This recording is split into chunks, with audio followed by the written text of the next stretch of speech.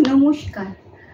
দশরূপে দশভুজার পরের পর্ব নিয়ে আমি পাপিয়া চলে এসেছি তোমাদের দরবারে। আজ আমি বলবো কাতান বেনারসি নিয়ে। কাতান বেনারসি হচ্ছে, বলা হয় এটি একটি বিশুদ্ধ কাপড়, যে কারণে কাতান বেনারসি আমাদের দক্ষিণেশ্বরের মা ভবতারিণীকে পরানো হয় এবং এই অনেকেই বিয়ের বেনারসি কিনে, মেয়ের বিয়ের বেনারসি কিনে ভবতারিণী মাকে দেয়। ভবতারিণী মার গায়ে ঠেকানোর পরে সেই বেনারসি বিয়েতে মেয়েকে পরানো হয়। বলা হয় যে ওই বেনারসি পরানো হলে নাকি বিয়ের বন্ধন প্রচুর শক্তপোক্ত হয় আর কি, বহু জন্মের জন্য। এই কাতান বেনারসি এবং বলা হয় বিশুদ্ধ কাতান, সব থেকে কাতান বেনারসিকেই বিশুদ্ধ কাতান বলা হয়। আর মা ভবতারিণীকেও সবসময় কাতান বেনারসি পরানো হয়। আমি আজকে কাতান বেনারসি নিয়েই তোমাদের সাথে গল্প করব। আমি যেটি পরে রয়েছি এটি হচ্ছে পিওর কাতান বেনারসি।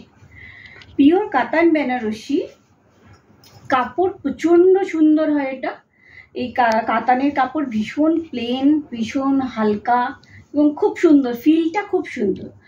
এবং এই বেনারসিটার ওপরে আমি যেটি পরে রয়েছি এটি হচ্ছে মোহর বুটি কাতান বেনারসি। এই যে মাঝে মাঝে এই যে গোল গোল যে মোটিভগুলো দেখতে পাচ্ছ, এগুলোকে বলা হয় মোহর বুটি। অর্থাৎ রাজা রাজরা বা নবাবদের আমলে যে মোহর ব্যবহার করা হতো, সেই মোটিভ থেকে ডিজাইন নিয়ে এই ডিজাইনগুলি করা হয় বেনারসিতে, যার জন্য একে বলা হয় মোহর বুটি বেনারসি। এই বেনারসি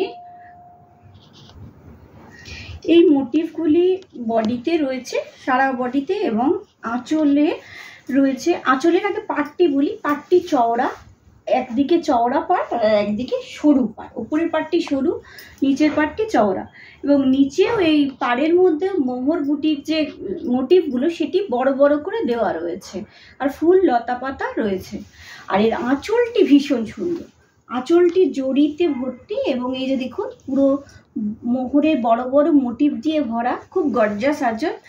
এবং কালো রঙের ওপর এটি বলে এটি যে কোনো অকেশনে খুব সুন্দর লাগে দেখতে, খুবই উজ্জ্বল।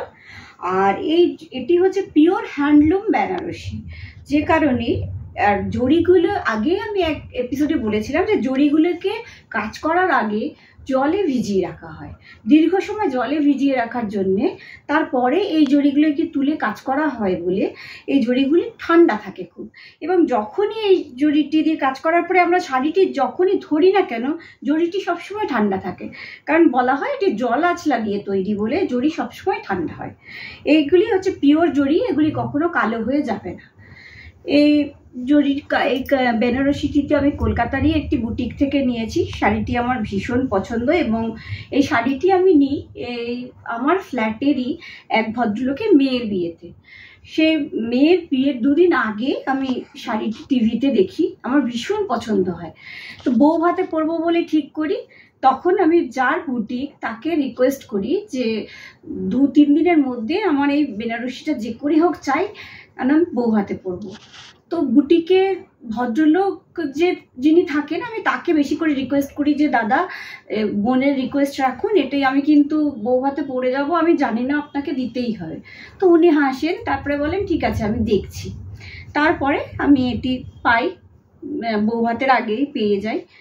তারপর টেলারকে দিয়ে সাথে সাথে একদিনের মধ্যে ব্লাউজও বানিয়ে ফেলি, এবং বউ ভাতে আমি এটি পরে যাই।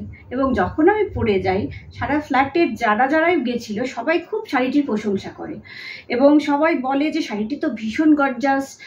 মেয়েরা ছেলেরা সবাই বলে, এবং সাথে সাথে এটাও বলে যে তুমি প্রচণ্ডই শাড়ি পাগল, কারণ নিজের বাড়ির কেউ নয়, রিলেটিভ নয়, কিছু নয়, একটা ফ্ল্যাটের একজন ভদ্রলোকের মেয়ের বিয়ের জন্যে আমি এত দামি একটি শাড়ি কিনে নিয়েছি। কিন্তু শাড়িটি আমার ভীষণ পছন্দ, এবং আমি পরে যখন যাই প্রচণ্ড প্রশংসা পাই। শাড়িটি আমার নিজেরও খুব ভালো লাগে, আর এই শাড়িটি পরলেই মনে হয় যেন সত্যি কথা যাকে বলে রূপ খুলে যায় সবারই। কালোর উপরে যেহেতু গোল্ডেন জরি, গর্জাস প্রচণ্ড শাড়িটি।